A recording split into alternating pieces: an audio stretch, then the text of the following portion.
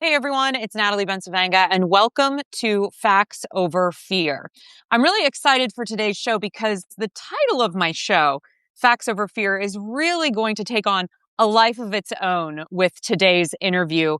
We're going to be focusing on the business side of fear, including surveillance, policing, and really the collapse of local journalism and this idea of who is profiting from our fear. And if you think about that, America is awash in surveillance cameras, AI powered policing tools, and technology that they claim is keeping us safe. But at the same time, we're seeing local newsrooms, the institutions that once held power accountable, continue to shrink or disappear. And how does that coincide with the rise of fascism and the surveillance state? So, what happens when the companies selling that surveillance become more powerful than the journalists who are investigating them? So, today's guest has spent years following the money behind policing, predictive technology, and the billion-dollar public safety, I'm putting that in quotes, industry. He's also been reporting on another crisis happening much closer to home here in Pittsburgh, Pennsylvania, which is the collapse of local journalism.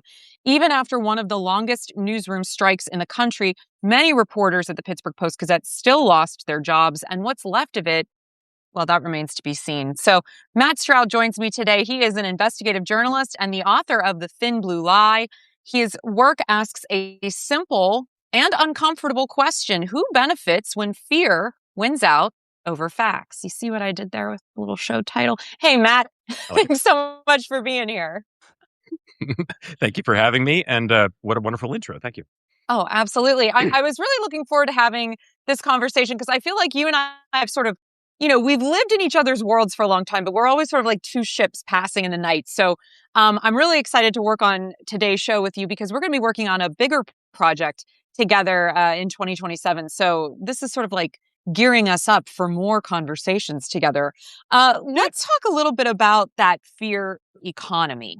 This is big business, Matt, because you've spent years investigating behind police and surveillance and the powers that be and looking at that business. And if you had to explain it simply to people that maybe don't really have that peek behind that curtain, what is the product that they're really selling here that you've been able to uncover? Uh, hmm. I saw this question. Thank you for giving me giving me the questions beforehand, and I was able to think about this a little bit.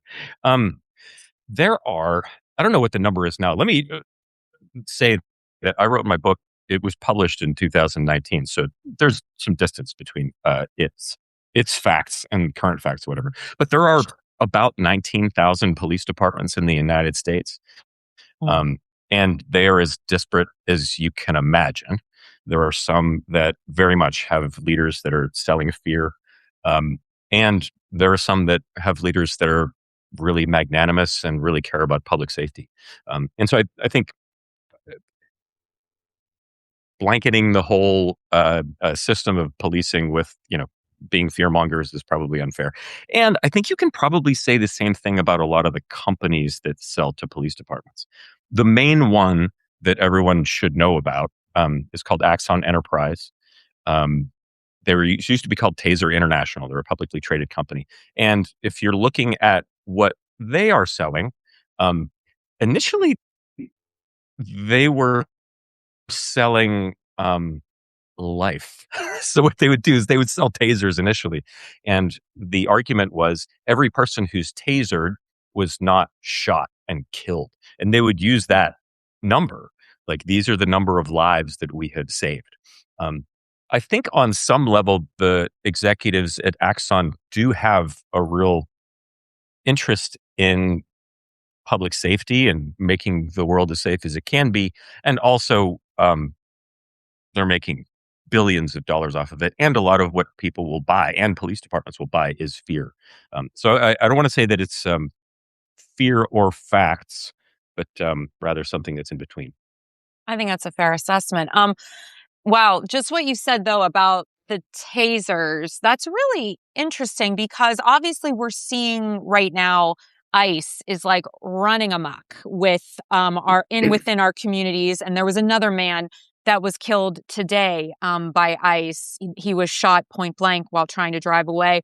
And I have to wonder, if tasers are so great, why aren't more of these kind of organizations utilizing them? Like, why do you think there are still so many guns within law enforcement or law enforcement adjacent organizations like ICE?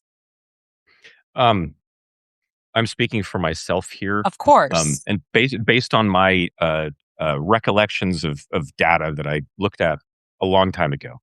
Um, the number of people who were killed with guns did not decrease as the proliferation of tasers expanded. Oh. And so often what'll happen, I mean, there's a case that Mhm. I'm thinking about in Pittsburgh that Pittsburghers Mhm. might remember. It's from Wilkinsburg, Bruce Kelly Jr. I want to say this was like 2017, something like that, where you have a guy who gets into an argument with police officers. I believe this was Port Authority police back in the day. Um, get into an argument with them. They start trying to encourage him to, get handcuffed and be arrested, and he doesn't want to because he's got an outstanding warrant and he doesn't know how long he's going to stay um, in jail. And so they try pepper spray. They threatened to sick a dog on him. They used the taser, and the taser didn't work. It was cold outside, so the taser went into his coat, and then he was shot and killed. And so Oh. there is, and the tasers. I mean, they are capable of killing you as well. And so I know tasers are on most duty belts of police officers, but often they don't get used as much as people think. I think the more Hmm. interesting thing with ICE right now, and you may have more information on this than I do, Mhm. but you remember there was a push right after Minneapolis where people were saying, "Why aren't these ICE agents wearing body cameras?" Mhm. Um, I will give you one guess on who provides the body cameras to the federal government and to most of the police departments around the country. It's Axon Enterprise, right? So Axon Enterprise, that company, they're not pushing tasers as Right. much anymore. In Mm. fact, what they're pushing is they're pushing cameras, they're pushing data collection. They want to own a Mhm. part of every little piece of information that is distributed within law enforcement. And so Wow. when everybody was saying after Minneapolis, "Oh man, it's actually they're playing right into the hands of a publicly traded company." And I think body cameras are good, generally Mhm. speaking. Also, Mhm. we're making people a lot of money when we do that. Wow. That kind of leads me to my next question here, because to your point with the cameras, we're seeing, the facial recognition technology.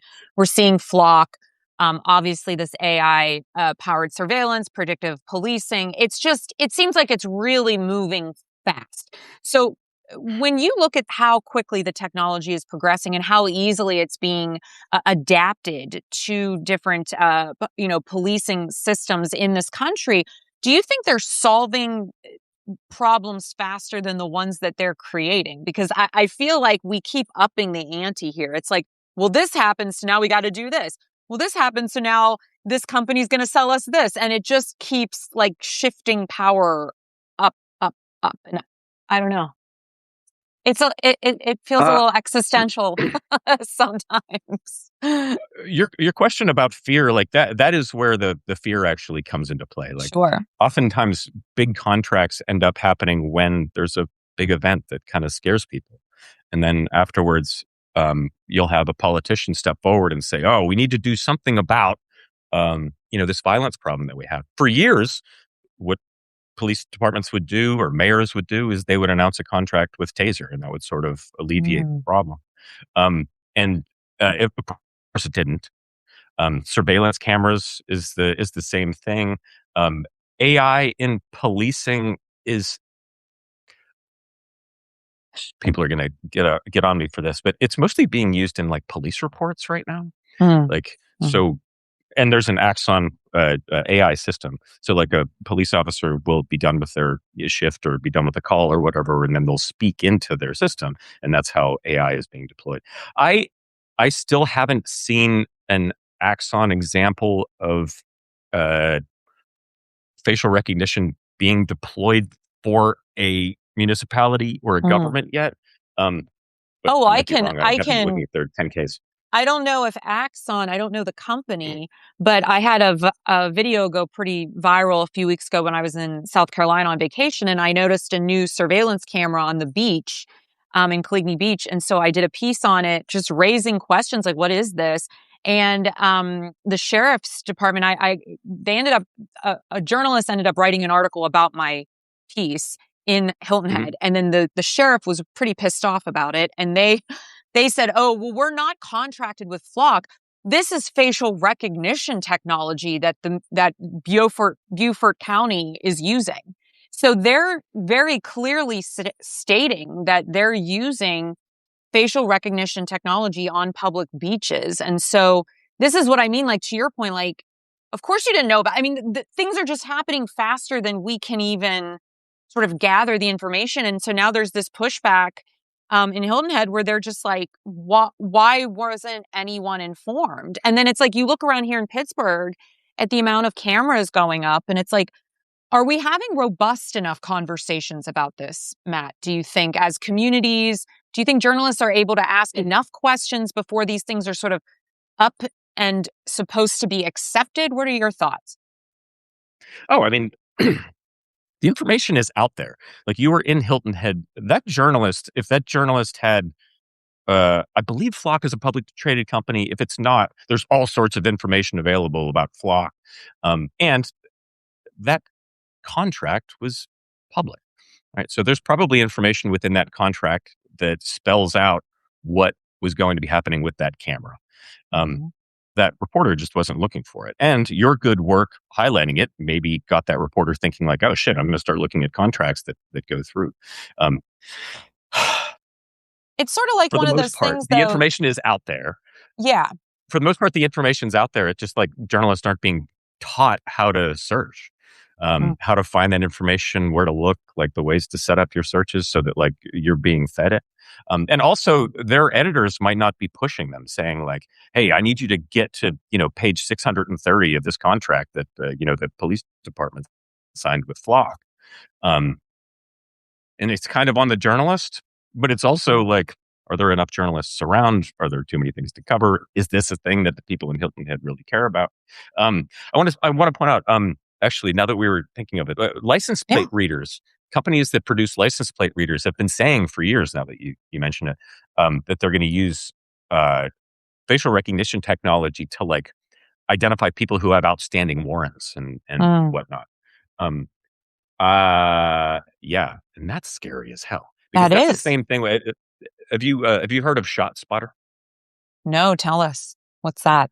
So ShotSpotter is an acoustic sort of listening device that's supposed to identify when a firearm has been shot, and Mm. they listen and with geolocating whatever they can point in the direction. All right, this the gunshot came from here, and so what does that do? That puts police into a circumstance where they are gunned up, like literally. They're armed and they're showing up at a scene expecting to find somebody who's armed. And like, that shot could have happened 10, 15 minutes ago. Person could be anywhere, but they show up on scene with guns ablazing. And there have been cases where they've shot people because of this like fear that there was a shot there that ShotSpotter, pointed them toward. You might start to have the same thing with these license plate readers too. You're pointing out that somebody has an outstanding Mhm. warrant. How is a police officer going to take that situation? How is each individual police officer going to take that situation? How dangerous are they going to look at those folks when they go No, go to see? Yeah, I there's a mean, real I problem think there there's a potentially. huge problem. Yeah. And if you're just joining us, I'm Natalie Bensavenga.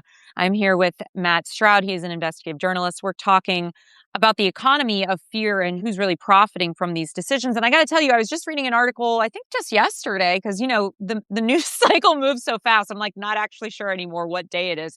But basically was talking about how the LAPD is ending their contract with ICE because or excuse me, Freudian slip. I wish you guys. Love it. Yeah, Flock. Thank you, because I want them to end it with everything. With Flock, because it gave them a list of cars that were supposedly stolen, and I guess the LAPD, went after these people. and it was a lot of people that had supposedly stolen cars, and that none of them were stolen, and guns were drawn, and there were helicopters, and it was such an embarrassment and also so dangerous, right? Someone could have been killed um, because of that, So we're seeing this sort of these mishaps happening, and we're also seeing that police are using flock technology to stalk ex-girlfriends, wives, and other women that they see in the community. And once again, it's like, where is this data being stored? Who has access to it? When I did that article, or excuse me, that video, Matt, on the beach in Hilton Head, a lot of women were DMing me saying, my children, who's looking at my children in their bathing suits on the beach? That was just something that I hadn't really thought about. I don't have a small child. And so just so many issues of how much privacy should we be allotted in public spaces? I mean, when you think of this work and how it intersects surveillance and safety, you've done so much investigative work around this. Where does your mind go? I'm actually going to turn this back on you. I Oh, wonder if the privacy argument still works in the society that we live in, right? mhm, So everything is on camera all the mhm, time, whether it's a government that owns the information or not. I think what is scary and sort of troubling is mhm, if you were going to make rules about who had access to that data, you would probably say the police officers who are on the street who need to be fighting crime every day. And so mm, I forget where the situation that you're talking about with the guy who like pulled over somebody who he found on a flock camera or something like that. Um, there are going to be people misusing these systems no matter what. And so mm, the question is, are the anomalous cases the ones that are going to make it so that we say, listen, mhm, we need to not be investing in these products? Um, I think the AI question around Los Angeles, I need to read a little bit more about this case. But imagine, I don't know how much you use ChatGPT, but mhm, sometimes ChatGPT makes errors. In fact, sometimes ChatGPT makes some humongous errors. And if you're trying to figure out like what your workout regimen is for the week, all right, that's fine. But if you're mhm. talking about trying to identify, people who are supposedly dangerous, people who've stolen cars, like firearms or whatever, based on identities that you're getting, and you're using AI to take a whole bunch. I mean, that's really problematic. It is really problematic. And I think to your point, discussing this from like, how should we be utilizing these systems? My issue, I think, goes back to there is no media literacy. There's no education around AI responsibility or responsiveness. And so what we have is these tech companies that are owned many times by, this sort of billionaire class that has a very different set of rules for themselves as opposed to the rules that they're setting for the rest of us. And I don't know how anomalous some of this stuff is. I'm hearing this more and more and more, almost where it's becoming a regular thing that's happening. I've interviewed several investigative journalists that work specifically looking at all of this data, and it's actually becoming very overwhelming and very apparent that it's not really being utilized properly. And so, I guess to your point, I hear you. Like, I live on camera basically, right? I mean, we both took on pretty public roles in our lives, but I think that we are lacking the literacy around AI, to the point now where people are even questioning if Mitch McConnell, if that photo that the Washington Post, ran of him in the hospital dressed in a flannel shirt, if that's even him. So we've set up this suspicion economy as well, right? And who has Yeah. access to that currency? Yeah. That's a big part of it. Um, Hmm. the main point of my book, which is sort of buried in the book, is that it seems like the best form of policing when you look at some peer-reviewed research that looks at this sort of thing.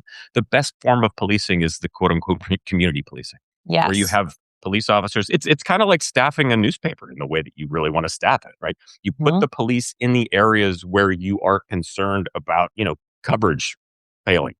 And so Hmm. they're there, and then you put them out on the street, like put them in neighborhood walks, like have them play basketball with kids who are in the neighborhood, Mhm. like get them to know the people in the community, and then the people in the community will come to them when they have a concern or a problem. Right. And there are related programs that have been launched in cities like New York or in New York, New Orleans, Memphis, where you have people who are uh, formerly incarcerated who will work with communities to be that anchor, to be those groups of people that can like work with police when they need to work with police, who can take information in from people in the community who see trouble. Like it is about communication. It is about making sure that the police are a part of the community. And that ends up getting sort of thrown aside when we rely on surveillance equipment and all of the rest of it to do the policing for the police themselves. I completely agree. If you're just joining us, I'm chatting with Matt Stroud. He's an investigative journalist and the author of Thin Blue Lie. I will make sure to put a hyperlink in this after I'm done. So if anybody wants to get the book, I actually want to read it. It looks really interesting, Matt. Thanks for sharing more about your work. Before we move on to our last segment, I want to ask you, researching the book, what was the most surprising thing you learned? Hmm. There's this stat, and I actually don't own a copy of the books, so I can reference it, um, not specifically, but I can say basically what the idea was. There was a very important commission that was put together to research crime trends in the '60s, Mm. and it talked about the amount of money that was spent per police department at that time. And then when I was writing the book, obviously I had data about how much police departments were spending at that time. I did the math and did like the historical inflation calculation and whatnot. And the amount of money that we spend on policing right now is many multiples higher in Mm. real dollars than it was during that time period. And I think we kind of forget about that. We spend so much on policing. Um, and that's sort of that was definitely the stat that I took home, thinking like, man, when did our heads get so big with this concept that we needed to be policing everything? Mm, I appreciate that. Yeah. And I wonder that too, because to your point, I think when we moved away from this idea of community policing and started putting more of this sort of paramilitarization of our police in more of the forefront, things have really taken a turn. Uh, as we look forward, you've also reported a lot on what happened to journalism here, right in our in our backyard in Pittsburgh, Pennsylvania, after the Pittsburgh Post Gazette strike. Full transparency, I worked at the Pittsburgh Post Gazette for many years as a beat reporter I was the scene columnist there. I left before the strike happened. I've interviewed many people while they were on strike. And now that the strike is over, um, the Block family that owned it, they decided to close it down because they were mad about the strike ending and them losing over healthcare. And the Venetoulis Institute has saved the Post Gazette, quote unquote. And a lot of reporters have been let go in that process. I think people thought the strike is over, everything's fine, and we've seen that's not really the case. And to harken back to earlier in our conversation when we were talking about the video in Hilton Head, the first thing I thought of when the reporter reached out to me because she said I didn't know about this was, well, of course you didn't know about it because there's probably two or three of you at this local paper, and there's no way in hell that you're covering all of the things. Because I looked up the publication, like all of Right. the beats. How are you going to do that well? There's no way. Can you talk about the detriment? What happens when our newsrooms shrink as it pertains to accountability, especially around the issues involving policing and surveillance? No, I mean, it's what we've been talking about. You have reporters that don't end up getting the information that people actually need. Um, the bigger question, though, is like, how are news organizations going to get to the point where they can be staffed in the way that they need to be staffed? That Hilton Head paper, like, how many reporters would be optimal for them? Like 30, 40, 50, and they probably have two or three. And there's been this shift over the last, you know, 15 years or so, where most of the major news organizations are either nonprofits or connected to huge conglomerates, Hmm. or publicly traded companies. And the nonprofits, their business model is to go to foundations and to ask for money. Period. For most of them, you have some interesting business models. The Daily Memphian has an interesting business model that's a Hmm. nonprofit where they also have subscribers and cover sports and stuff. And there are some anomalous examples there, but for the most part, they run like the Venetoulas Institute and like the Post Gazette will run, and like Public Source runs as well, and that's their business model. Um, and I think that needs to change in a pretty significant way. There are lots of interesting ideas about how it can change, but we're really at a point where we do not have enough reporters. There doesn't seem to be a bright future for journalism and reporting the way that we're looking at it right now. So how does that change? Um, the piece that I wrote on amphibian.media, that got a little bit of attention was purely pointing out that if you look at the nonprofit documents Hmm. for a lot of the journalism companies, you will see that the executive people end up making 6, 7, 8 times as much as the reporters who work there. And so they're getting all of this foundational support and talking about how they're going to do better for the community and have more reporters out there. And then they pay themselves $500,000 a year to live in New York City and go to meetings. And I think that is one small problem that sort of illustrates a broader one, which is that the priorities are fucked up in the journalism industry right now. No, I agree. And you wrote something that I thought was really interesting. You said that sometimes the idea of saving journalism pays better than actually doing journalism, which I think you just sort of touched on with that statement. But when we're thinking about this as we're moving forward, I mean, I think that's why the rise of the independent journalist has happened. You know, people are like, "Oh, this is so great that you're doing this," and it's like, "Well, I didn't want to do it this way. I basically got pushed out." You know, so what was I going to do? I mean, I love doing this work because I'm crazy, apparently. So, It's almost like a mental illness. Yeah, yeah. exactly, I'm the same way. right? We're both suffering from a similar affliction here. So, Mhm. I think, you know, you're trying to cobble together a life, but this isn't ideal either, you know? So, when you think of these other models and how we're trying to move the ball forward, what I also get concerned about is the left hand doesn't talk to the right hand. So you have sort of this legacy outlets that are shrinking and they're really holding on to how they did things 15 years ago and it's not working. And then you have all these independent journalists who are now commingled into a space called creator content. So you have these, you know, creators who are not journalists, but they're cosplaying as journalists. And then you got the independent journalist sort of like stuck in the middle who's not really getting the flash that the content creators are getting, and then they're not welcome in the actual legacy outlet space. So it's just, you guys, it's a cluster over here. Like it's a wild ride. So when you think of the future of journalism or local journalism, what would you like to see change in the next, let's just say 5 years, since everything moves so fast? Uh, I probably against my better judgment Of gave a TEDx talk at Point Park University about a course month you ago. did. Um, about this exact topic, and I gave my suggestion like in Oh, this 15-minute talk, like here's what you need to do. And so that's coming out in September, I think, whatever.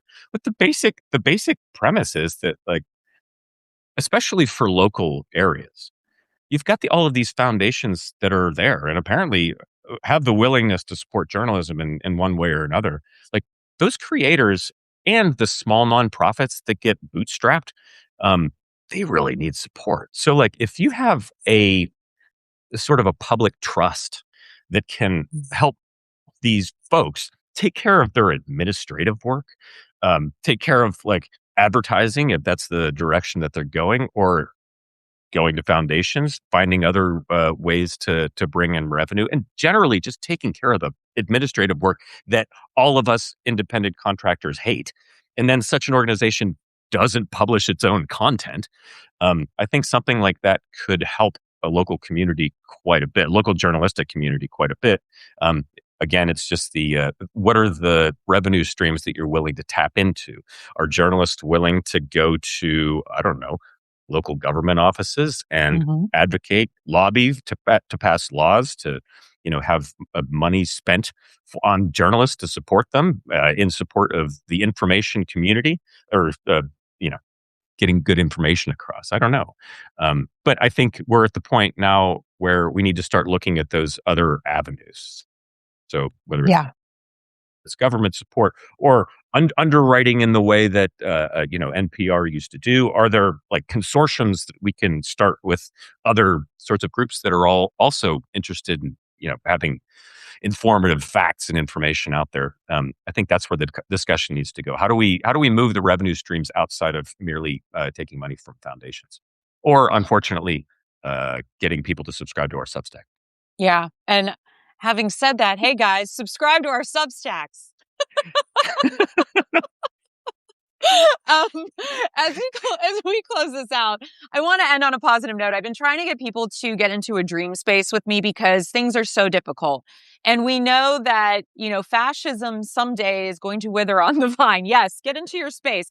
But we touched on a lot of heavy things. We touched on surveillance, the shrinking newsrooms, sort of this AI dystopian hellscape that we're in. But do you still see um, opportunities for growth and optimism? What would you like to see come out of this era that we are in right now? What do you hope for the future?